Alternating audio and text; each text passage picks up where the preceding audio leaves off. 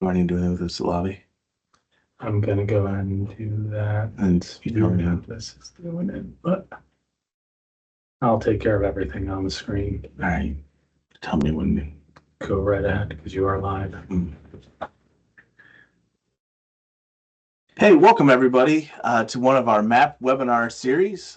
We hope everybody's having a great summer. I can tell you here in Chicago, I think we've had one of the best summers we've had in a long time. And so I hope wherever you are in the country, you are also having a wonderful summer. Hard to believe that we are going to be in August next week, and so the summer is flying by. But hopefully everybody's been busy. Hopefully everybody's good. And I certainly want to thank everybody for taking a little bit of time out on their Tuesday to spend a little time with us. Today is pretty special.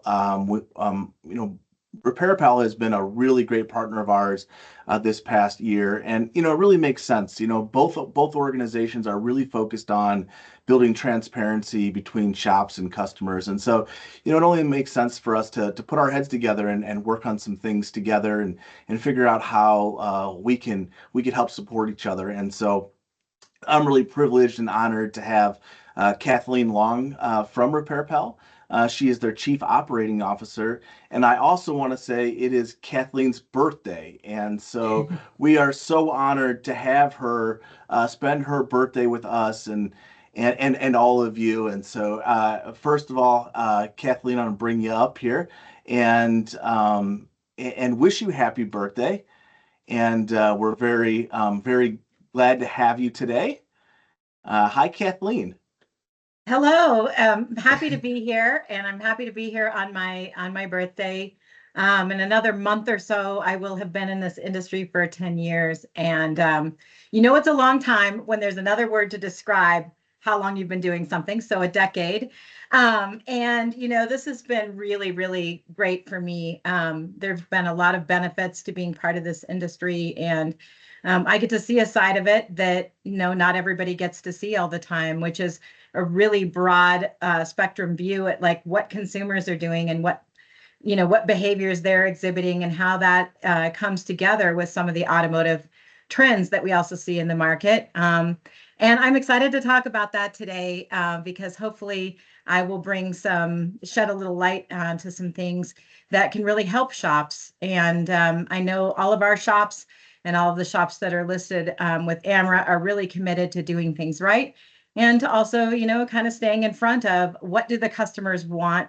What are their behaviors? How can we best help them and all of that? So we're going to get, there's a lot to that topic. We could probably talk about it for days, but we'll get into it, just a little bit of it here. Well, All perfect. right. Well, I'm gonna turn it over to you, and for the audience member, we do have time for question and answer at the end, and so think about those as Kathleen presents. But Kathleen, I'll turn it over to you, and I'll come back on when we're wrapping up. That sounds great, Jeff. Thank you so much. So I'm just going to give you sort of 5 of my hot takes on what some of the current aftermarket trends are.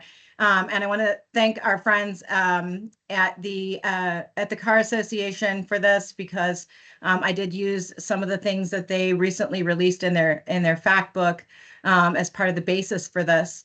So first hot take, which is somewhat controversial, is that there is no technician shortage.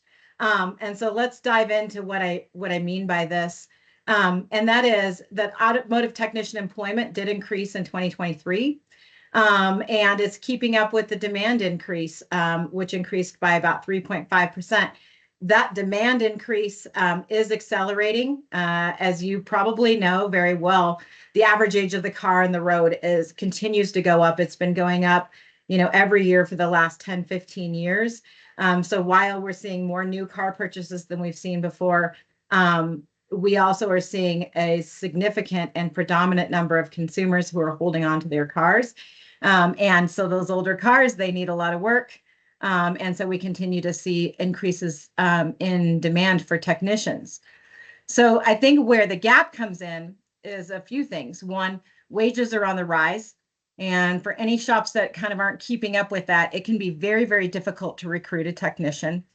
And because the newer cars that people are buying and have been buying for the last 5 years are more complicated, as those come out of factory warranty and into the aftermarket, having technicians who are really experienced and who can work on more modern cars is becoming increasingly important. So, like I said, that doesn't mean you aren't struggling. Half of all entry-level technicians from certified auto tech programs leave their jobs at whether they went into an independent shop or dealership within 2 years. And 30% of techs overall leave their jobs each year. Now, in general, why, right? So statistics from every industry show employees don't leave jobs, they leave bosses and managers. And I would add to that work situations. So if they don't fit in, if they're not part of a team that really is meaningful to them, then chances are we're going to lose those employees.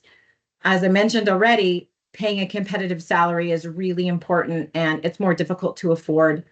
And it's also becoming increasingly important that shops really commit to, and I know our shops do, and I know AMRA shops do, but it bears mentioning, really offering ongoing training, especially as cars become increasingly complex.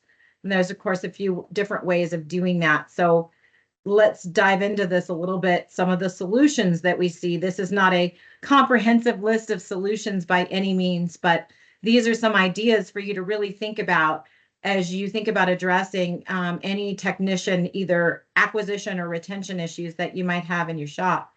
So first is addressing any culture, management, and workplace issues that you might have. And I'm here to tell you, we've all got them. We all have culture, management, and workplace issues. So RepairPal went remote after the pandemic. And so for me personally, as a leader, my question was, can I take what I used to do in person, which I think is, really creating positive environments for people, and how do I translate that virtually? So we've all got our challenges, and I'm not going to pretend like I'm perfect, because I'm not. But one thing that, has really been important to me as I've been part of automotive, and that we're seeing play out over and over again, that remains important, is inclusivity and team dynamics. So while we're seeing lots of large companies out in the marketplace kind of laying off their DEI staff or not focusing on it anymore or whatever, and while that might not be so meaningful for us in our communities, depending on what they look like and who lives near where we live and all of those things, inclusivity is something everybody can do. And it's making sure that each team member has a spot, that they know what their role is, that they fit into the team, that they fit into the workplace culture, and that there is a defined culture, ways that you want people to behave and interact with each other and all of that. And so, as we're thinking about that or exploring that, one important aspect of that can be what's called a stay interview. So when someone leaves the company, maybe we're already good at asking them, hey, why are you leaving? Do you have any advice for us? That sort of thing, the typical exit interview.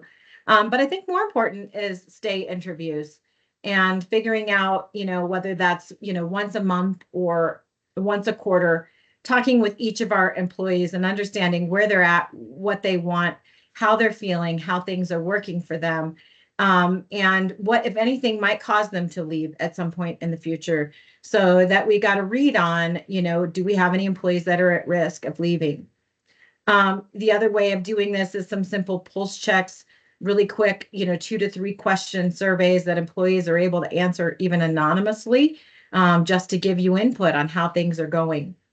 For anybody who's in a leadership or management role, we want to address manager issues. And so that means that we give the opportunity at least once a year, maybe 2 or 3 times a year, for our employees to give feedback in a way that is safe and protects the employee for their leader, so that we can root out or address any leadership issues. Like I said, we can all get better. Not a single one of us is perfect, even though I look at many of my customers with admiration, and I kind of feel like some of my shop customers are doing things pretty well. But none of us is perfect, and we can all find ways of improving.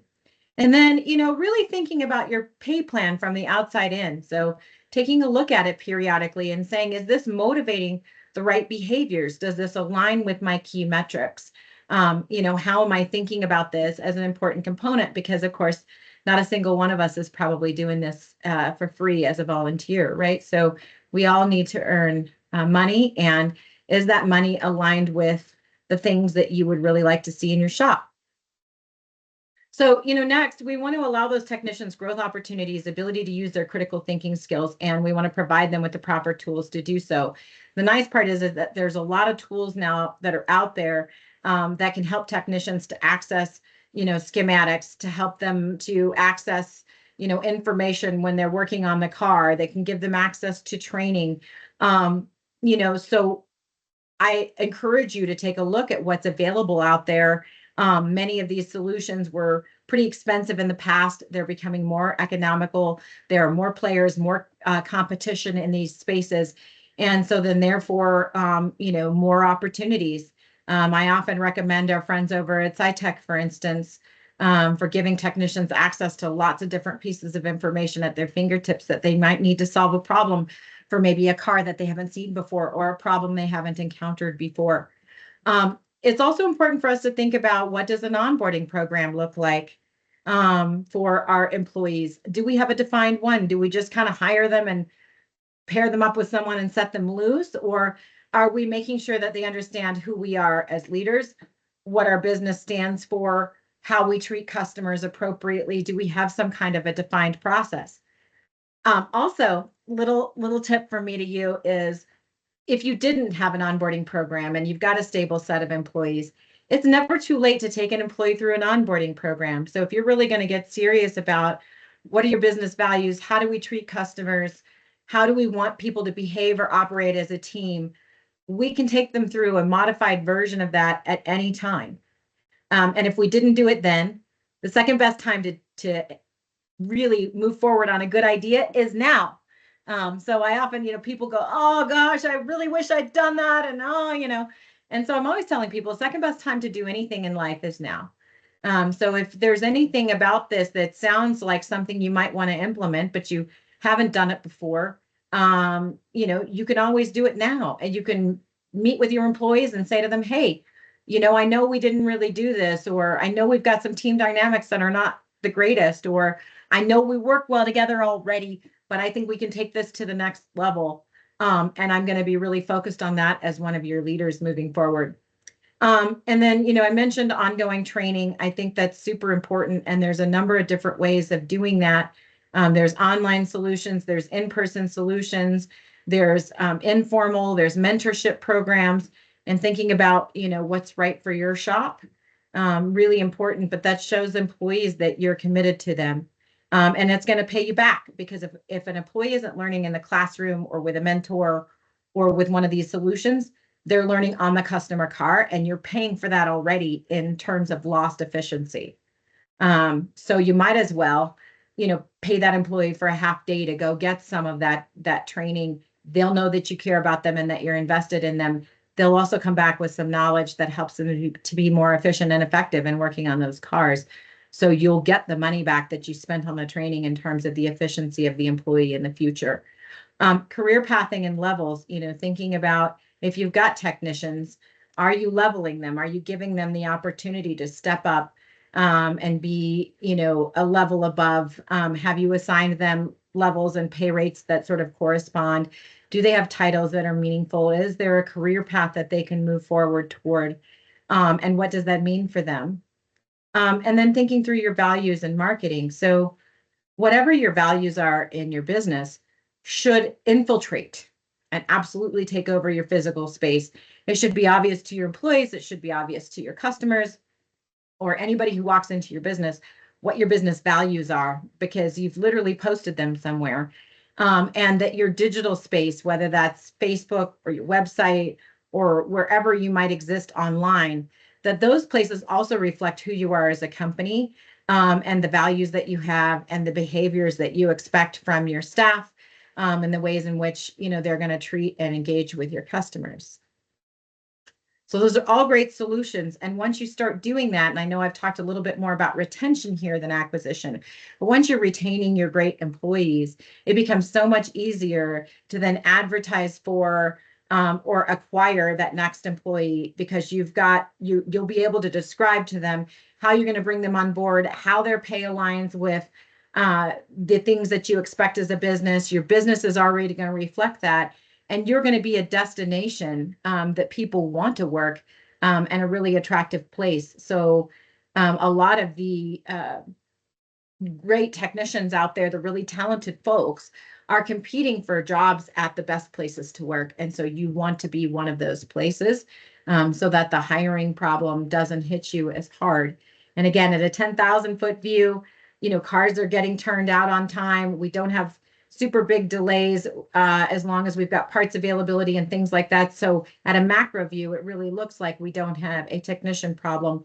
In an individual community view, we very well may. And so you want to put your best foot forward in terms of being able to hire the very best talent and have your shop be the place that everybody wants to work.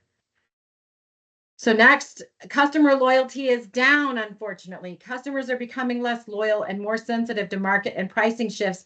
And there have been a lot of market and pricing shifts recently.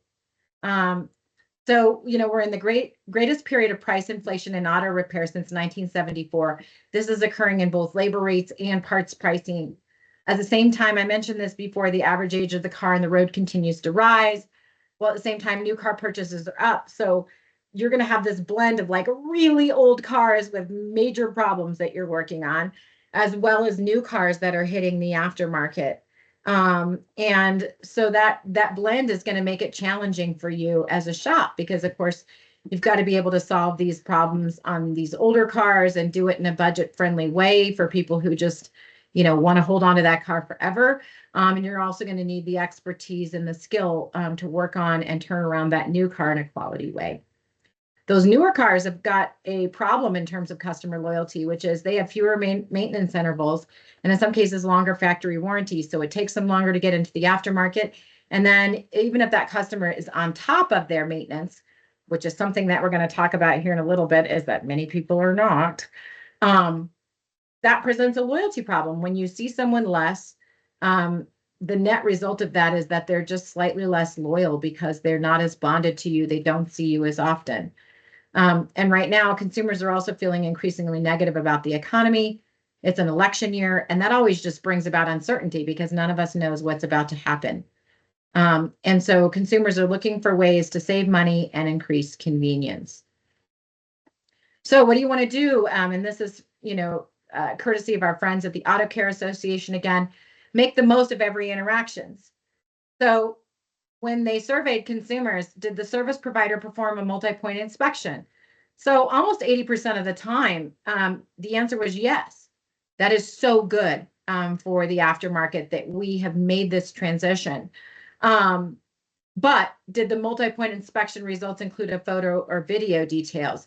Now we're flip-flopping it, because just under 80% of those MPIs didn't include those details.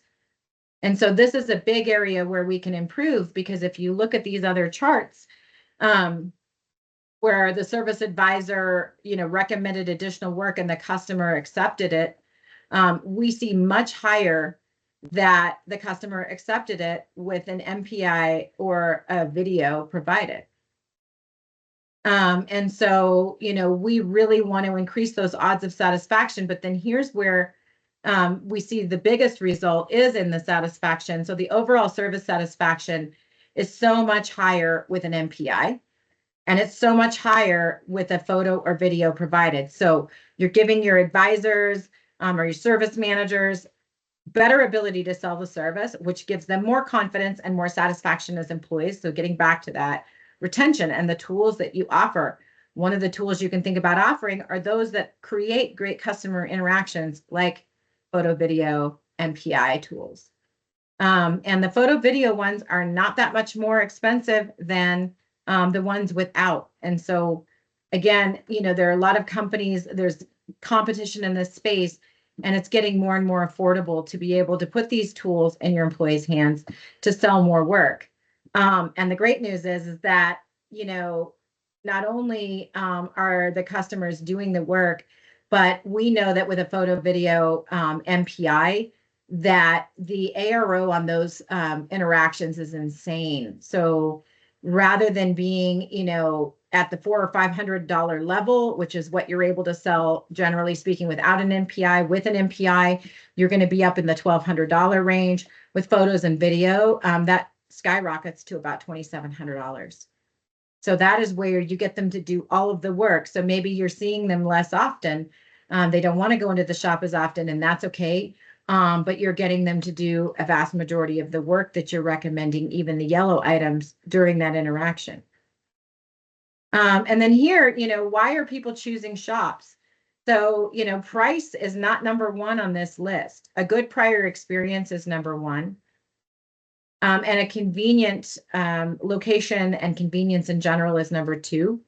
And then, trust is three, but like if we combine trust and good prior experience, because those things to me are kind of lockstep with each other, really that's head and shoulders above everything else. And then we're going to trust recommendations from friends.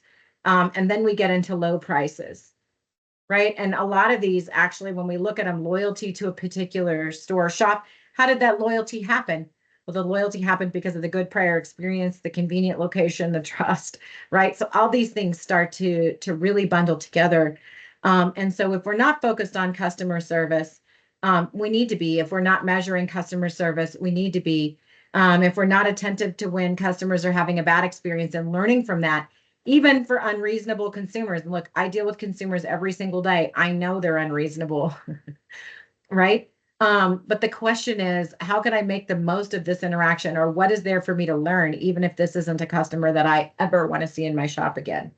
What can I learn from it that applies to those customers that I do want to continue to see? And so one of the ways in which we can speak to our customers in between interactions is by using social media. So 90% of people in the United States are using social media. And of course, there are different age groups on different platforms. When you become RepairPal certified, I will say to you, we will give you a comprehensive marketing guide that really helps you to think about what social media platforms you might want to be on, how to boost your marketing profile and results, how to take that heart that I know you all have and manifest that to your consumers.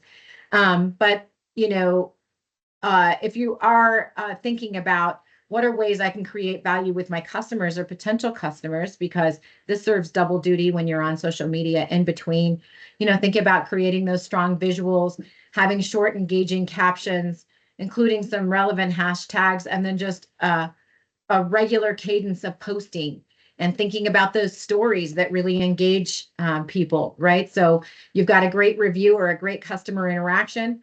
That's literally writes itself. That is a social media post, right? And so you want to regularly share those, share out your little tips, share out your thoughts, share with your customers what makes a great customer, things that you wish your customers knew before they came into the repair shop. Turn those into your social media posts and start having a discontinuous dialogue with your consumers. Okay, so what's the next hot take? Well, price is a concern. We saw that on the previous chart, and price is a concern for many, many reasons. And we'll talk about some of those, but you'd be better off offering multiple payment and financing options than you will be in lowering your prices. Okay, so let's look at this. 40% of Americans can't afford an unexpected $400 car repair. We just talked about that's not even the average amount of a car repair anymore, particularly a mid to major mechanical repair on one of those older cars, or almost any repair on a newer car, right, is going to be more expensive. 78% of adults in the U.S. live paycheck to paycheck. 35% of Americans have subprime credit. 1 in 5 adults have no credit score because they haven't established it. And over 20% of adults cannot afford to pay all their current month's expenses. That's wild, right? So, I hear shops at times complaining about price shoppers, this, that. Why are people price shopping? Because their ability to pay is diminishing.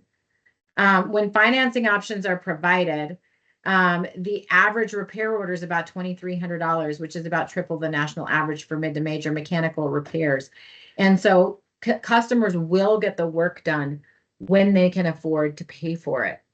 And so we just have to accept that here in the US, it's tough. And if you're in an urban area, it's especially tough for your customers because it's expensive. I'm in Denver. It is not cheap to live here or to operate here. certainly cheaper than my previous home in the California Bay Area. But, you know, it's still expensive to live here and to operate here. And, you know, we're seeing labor rates, you know, $200 an hour. So I could spend that $400 on just 2 hours of labor for something needed on my car, much less parts and everything else. Okay. So next, you know, something that's been happening a lot that you may be hearing about, may not be hearing about, but there are more problems on the road than there ever have been before. And this is a very much post-pandemic. This came roaring into the forefront and hasn't stopped yet.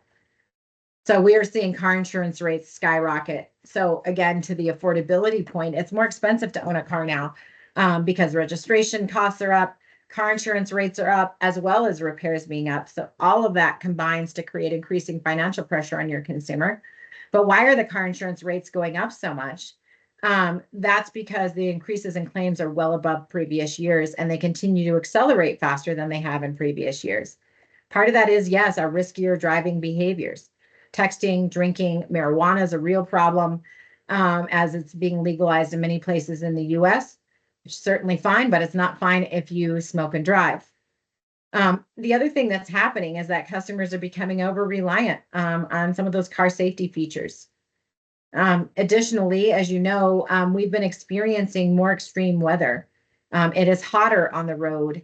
It is, there are increasing storms, wind, extreme weather, and that creates, you know, challenging driving conditions. And, you know, not for nothing, but customers are once again significantly delaying needed maintenance. We saw this pre-pandemic. We saw people get caught up and get into a safer space during the pandemic because everybody was just stuck at home and people were getting stimulus checks and they were often using those on car repair. It was a great day for all of us when customers were doing those behaviors, but now they're once again significantly delaying their needed maintenance. So we see that customers are admitting, 25% of them are admitting they're delaying their needed maintenance or repairs. And, you know, they're citing cost as the biggest factor in that. Now, if 25% are admitting, I'm here to tell you, I think that stat's actually much higher. And there's some statistics from those customers that have OBD2 devices plugged into their car that shows that it's actually much worse than 25%. Second biggest factor there, again, is convenience. And so shops are going to win in this area if you're making it easier, more affordable, or doable financially and schedule-wise for consumers to drop off their cars. And by the way, you know, just to kind of pull back in, thinking about how for your technicians and other staff, you can create flexible schedules. You might actually be also creating a win for your consumers because when are most shops open? When we're, you know, the rest of us who are not working in shops are at work. If there was a shop that, you know, was open until 10 or 11 p.m., I would be using them 100%. I would drive further to go see them, all of that. And maybe, you know, having schedules like that would actually work better for some of their technicians who, you know, maybe want to be there in the morning for kid drop off at school or whatever. And so how can we think about the ways in which we run our shops and creating more convenient options for our consumers hours wise, if that's possible? And then, you know, as a note, and I've been talking about this for years actually, but this continues every year to be more and more of an issue, is that modern vehicles require recalibration or ADAS servicing in addition to the core repair. And somewhere between 70 and 90% of the time, depending on who you grab the stat from, when a car should be recalibrated, it's not happening on a given repair. So shops should consider partnering or finding a way to offer these services themselves because consumers are relying on you to provide them a safe car, and they're relying on that safety feature to help operate the car. So those safety features need to function properly. And look, this is very much a human behavior that they're relying on the safety systems, even though we think maybe they shouldn't. Maybe they should pay attention to the road and not rely on the automatic braking or whatever. But the fact of the matter is we are very quick to take what's a safety feature and turn it into a critical function. And I'll give you an example that I promise you we all do, which is you get into an elevator, you're trying to be polite, you see somebody with a heavy suitcase is coming toward you and they're not going to make the door. What do? There's an open button on the inside of the elevator that you could push, but instead, I promise you, you stick your arm in the elevator to make it stop. That is not an elevator feature. That is a safety function to keep the elevator doors, which are quite heavy and brutal, from closing on your body if you're in it. But we use it as a feature, and that's exactly what's happening in the car. So we've really got to think about those ADAS calibrations and making sure that our customers are operating cars that are safe and whose safety features are functioning properly. Okay, customers taking charge. We do quite a bit of business with extended warranty companies. We do referrals to shops from different extended warranty companies, including one of our larger partners, CarMax, who sells a plan to many of their customers. And just from my industry perspective, I can see the sales of these plans is thriving, it's growing, it's not slowing down. And this is in part because of all of these cost pressures that consumers are seeing. This feels like a pretty good deal that, I'm going to buy a plan so that if my car breaks down, I don't have to pay for it. Now, we all know that these plans don't cover everything, and that some of them are not such a great deal for the consumer, actually, because they might still be out of pocket significantly depending on what the plan does or doesn't cover and what their car's needs actually are. But the reality is these aren't going away, and the customer margins aren't guaranteed for the shop. So that puts you in a tough spot. So many of these plan providers are also losing money. So they're tightening up on cost controls when it comes to paying for covered repairs. So here's where I make another circle back to DVIs and video proof here. The faster you can prove sort of what's wrong with the car, the better and easier it's going to be for you to maximize that customer's coverage and justify those needed repairs. And if you're spending less back and forth time, then that's helpful. It makes you more efficient. So I do strongly recommend those as part of this process. And I also recommend that you have a relationship that allows you access to a value line of parts. So let's say you're a 3-year, 36,000 mile shop and you're working on an extended warranty job. I'd recommend that you use a more value line, like say a 1212 line of parts, so that you can still create margin and serve a budget conscious consumer at a high level and still earn a margin on that repair. And so you might want to think about diversifying some of your part suppliers, or thinking through those relationships and making sure that you have access to those. There's also a few different platforms where when you absolutely have to provide an OEM part because there isn't one available in the aftermarket, that you can get better deals or discounts on those. And so having some of those relationships, and also, working with RepairPal on any jobs where you're not seeing those margins or whatever, if you're a RepairPal certified shop, super important for you to do so that you can still get this important stream of new customers, because it's only expanding the number of customers that have these plans on board, and grow your business, and at the same time still earn a profit margin. So with that, I think that is my last slide. It sure is. So I'm going to hop off the share here. And I don't know if anything sort of came into the chat that we want to talk about. Oh, just a happy birthday. Thank you so much. I appreciate that. But it's been great to share this with you all, and hopefully some thought starters for ways that you can think about positioning your shop to take advantage of these new trends. Well, thanks, Kathleen. And we got some time. If you want to type in a question, go ahead and start typing them in, and we'll get to them.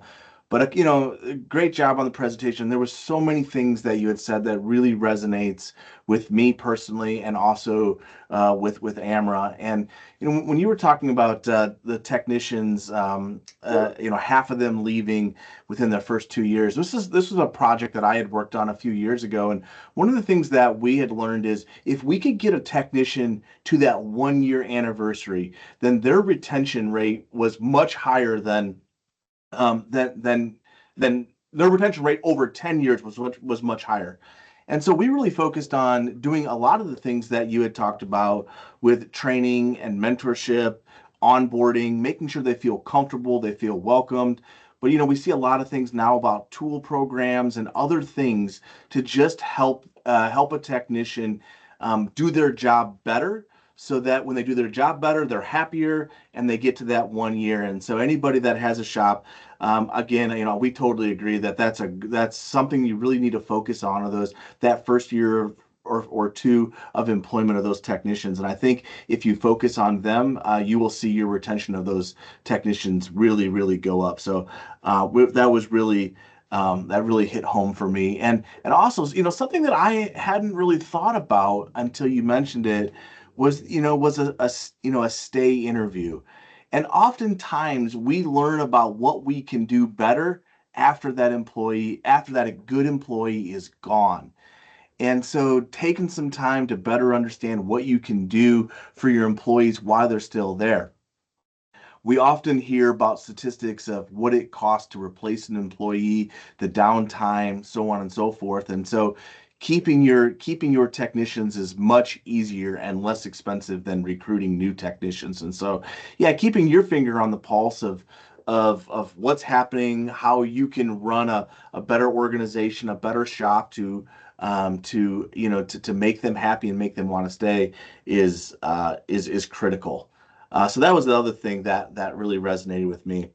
Um, Also, talking about inspections and all of this, and if you think about the inspection, multi-point inspection through a DVI with photos and images, it solves some of the problems that are in other areas. And so if you're down a technician, that means that technician is not earning for you. And one of the ways that if you are down in technicians, you can make up for some of that lost ground is be more efficient, That's right. have your average tickets go up. And so multi-point inspections with videos and photos with a DVI is a great way to solve for down in technician. It helps, like you said, with average tickets, and even if it's going to drive your recommendation dollars up. And so even if you hold your conversion rate the same, your average ticket is going to be up. And so it's a great way to help grow your organization and do it in a way that is still helping customers, doing it in a very trustworthy way. And so that's something that I know is important to both our organizations is don't grow your organization, don't grow your business by doing things that aren't legitimate reasons and not the right thing for the customers. But adding videos, adding pictures, it helps consumers understand why these repairs need to be done. And so, yeah, we a lot of times it always comes back to the inspection. You can solve a lot of problems by doing better, more thorough inspections and then serving that information up to consumers in a way that they can digest it, have them be able to say yes easily, give them the supporting information so that they become educated about the repairs that are being done. And so, yeah, at the core of what you do, inspection, a good thorough inspection is always critical. Um, and then I think we do have some comments. So Yeah. and then the last thing I would say is it's amazing how, if you focus on building trust with your customers, how it supports your business, how how it will affect how it will affect your business. And we always think about prices, we always think about these other things, but at the core, no matter what, if you can build relationships with your customers, if you can create a path for their vehicle in service and help them understand what kind of services that vehicle is going to need in the future, it really, really goes a long way. And that's how they will recommend your organization to other customers. And so some of those other things that were below, all like you had mentioned, Kathleen, it all really wraps around trust. And so we urge everybody to focus on that. And we know you will win in the market if you do. Yeah, So, absolutely. okay. All right, we've got a lot of great presentations. We do have a question. Any stats on techs that leave the industry completely? Any stats on that? I'm trying to think if we have Yeah. anything. Go I've ahead. seen stats that show 25 to 30% provided from our friends over at Wrenchway, and some Mhm. analysis that they did. And look, there's kind of two things that are driving that. Obviously people leaving because they're dissatisfied, or, they've got a different way that they can kind of use that mechanical ability. And the other is that we've got a retirement thing going on, right? So a lot of the techs are aging out. And so we see that happening on the back end too, which is why attracting new people to the profession. It's why, I'm so active with women in auto care and others, is we're trying to, really attract people into this profession, specifically into the aftermarket, but into automotive in general, because it's important that we keep attracting that new talent so we can replace it out the back end. But I also think that we could stop some of this leakage if we had better, hiring practices and things like that. And look, there's a lot to that. I could talk for a few hours, and in fact, I've done that before at Apex and other places, just on sort of hiring and retention ideas, or things that people can do. So, which kind of dovetails into Chris's question on, producing enough hours and finding good technicians and the difficulty in doing that. And look, there's no one size fits all answer depending on your community, but partnering with the local trade schools is a great place to go. Working together with some of your other like-minded shop owners, your friends in the area, and having like a career fair that talks about, why they might want to join one of your shops, right? And having a little bit of fun with it. Serving cold beverages on a hot day. It's the summertime, so I'm thinking about that kind of a lot, and just talking about what it might be like to work at one of your shop, and then just having a presence digitally, because that's where you're going to attract those younger technicians. That's where they're out looking for jobs and thinking about that. And so not just relying on one channel, but posting those jobs broadly and making sure that the jobs are just specifically keyed into exactly what you're looking for. And in some cases being willing to have like a mentorship program or something else. If you've got some senior techs at your shop that would be able to take somebody who maybe doesn't have all the skills you need, but would help you to bring them forward, then that can be a really great investment to make. And so, because obviously, if you can't serve all of your customers and you're, not able to do that, then that, eventually that's going to shrink the size of your business or your acquisition of new customers or something like that.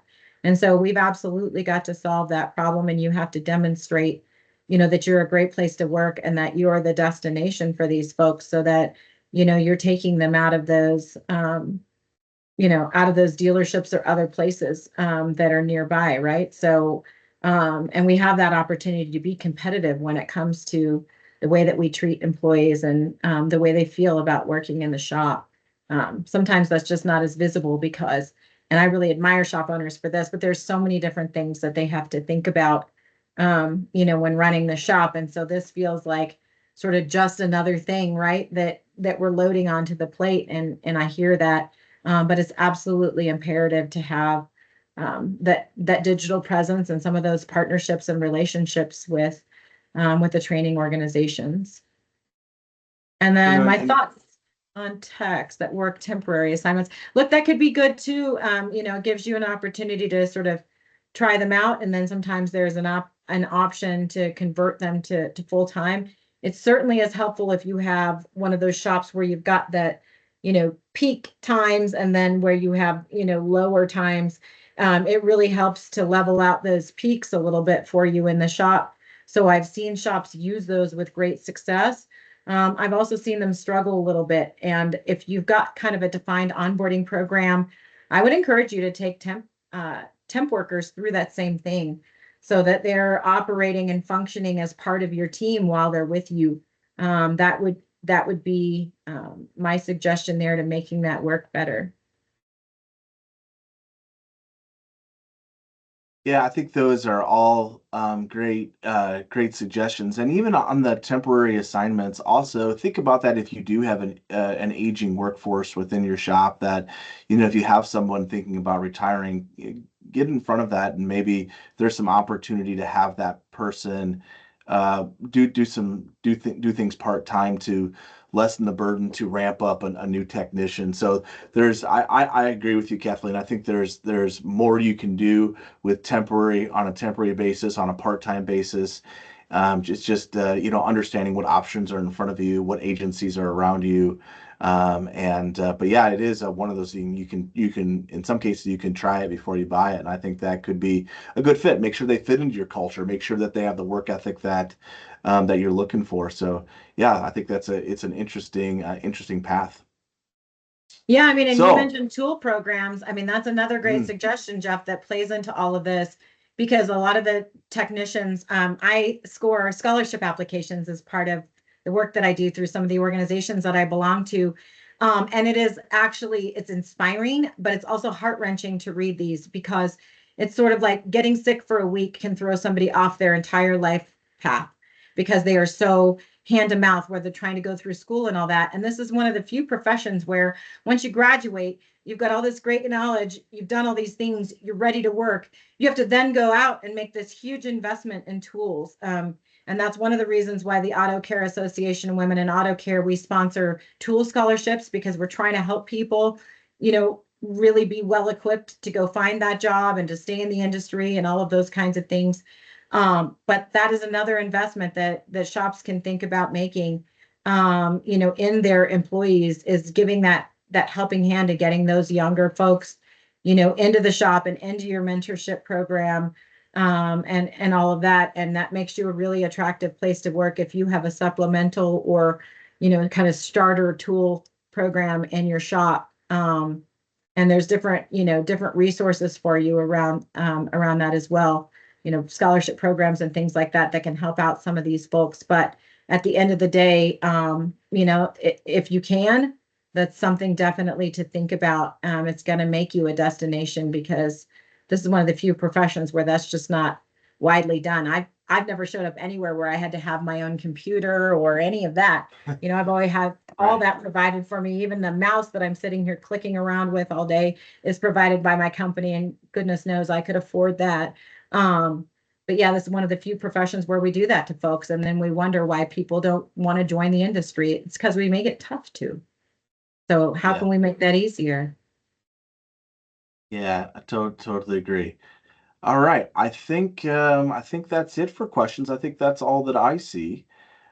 So we got about just a few minutes left. So I just want to say, Kathleen, thank you so much for joining us today. I really enjoyed your hot takes. There's a lot of great information here. We did record this, and so we're gonna post it, and we'll send it over to all the folks at RepairPal as well. And so if you have people within your organization that you feel like could really learn something from this, they'll be able to access it. And so I think this will definitely live on for quite some time, and I think there's a tremendous amount of value. I also want to say that we have our fall technical conference. I just want to remind everybody of that here in Chicago on September 18th and 19th, and then to finish off the year for our different events, we have our general membership meeting in Las Vegas at the start of SEMA, and so we hope to see everybody there. Kathleen, it's crazy to think that we are already talking about SEMA, I know, I but know. it's going to be here before we know it, and so be prepared. I guess we got to start preparing for it now. And so we hope to see everybody there. And again, thanks to RepairPal for the great partnership, and we look forward to the many things we're going to do in the future. And again, Kathleen, happy birthday, and thanks so much for joining us today. And with that, we will go ahead and end the webinar. Thanks a lot, everyone.